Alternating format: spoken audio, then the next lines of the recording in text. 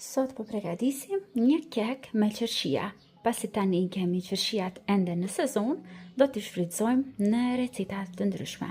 Për t'i pastruar qershit, unë po përdor një pip të tillë. Në këtë mënyrë, do t'i largojmë shumë shpejt dhe lehtë për thomat nga qershiat.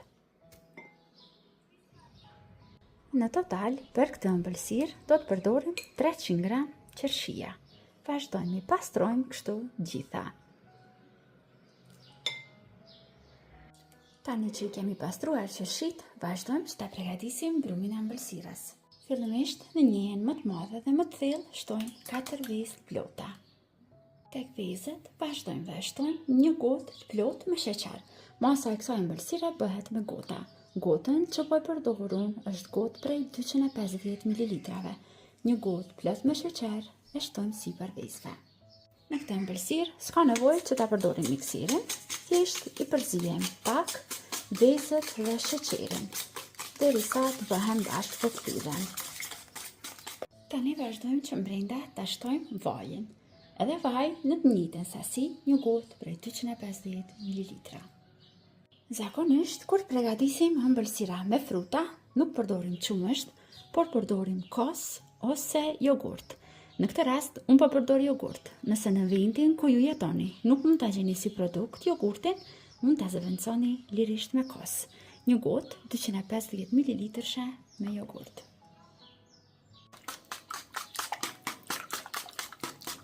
Tani vazhdojmë që ta shtojmë miellin. Njëjtë edhe miellin do ta matim me gota.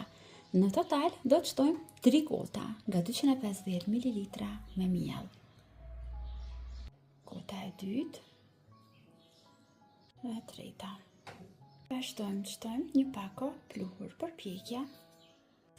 Përzijmë edhe një herë të fundit, derisa të gjitha produktet që kemi shtuar në brenda të na lidhen dhe të na bëhen bashkë. Gjithashtu të sigurohemi që brumi është mjaftueshëm i fortë që të mund të vazhdojmë dhe ta shtojmë në tepsi. Brumi është gati. 3 gota miell janë mjaftueshëm dhe kjo është densija e brumit, cilën po e kërkojmë. Dhe tani tek qershiat do të shtojmë pak miell. Në këtë mënyrë do t'i mbrojmë që qershiat mos na bien në fund të brumit kur të pjekjen. Për atë arsye e bëjmë këtë. Tani do të marrim një tepsi mesatare, mos e merrni edhe shumë të madhe. Tepsia që po e përdor unë është 25 me 15 cm. Tani, pasi e kemi shtuar brumin në tepsi, vazhdojmë që brenda tek keku t'i rendisim qershiat që i kemi bërë me miell.